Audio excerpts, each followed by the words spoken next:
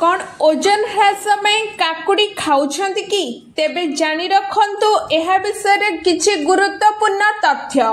खरा दिने प्रचुर परिमाण रे आमे काकुड़ी खाई थाउ कारण एथिरे बहुत परिमाण रा पानी थाए जहा खरा दिने शरीर को ठंडा प्रदान करि थाए। ताहा सहित एहा ओजन ह्रास करिबारे मध्य हमको बहुत सहाय्य करे। तेबे एहाको खाद्य खाइबा पूर्वरु खाइले अधिक लाभदायक ना खाद्य खाइबा परे अधिक लाभदायक आसंतु जानिबा। काकुड़ी रे प्राय 95% पानी थाए। एथिरे विटामिन के, एंटीऑक्सीडेंट, मैग्नीशियम, पोटेशियम थाए जहा देह पाई बहुत भलो होई थाए।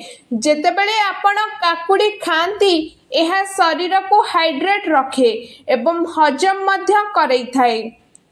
खाद्य खाइबा पूर्वरु काकुड़ी खाइले एहा भोक को मध्य मारी देई थाए।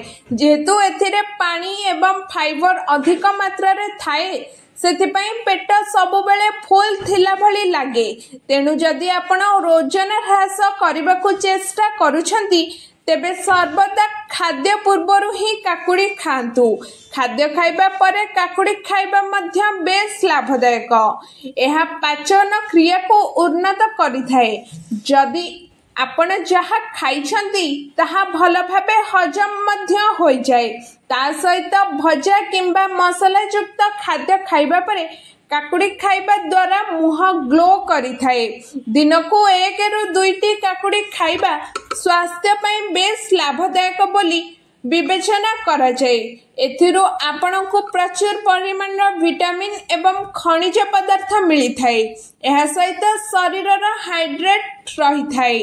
जेउ मानकर स्टोन किंबा किडनी संबंधी कोनोसी समस्या अछि सेमाने डॉक्टर को परामर्श नेबा पर ही एहा को खाइबा उचित।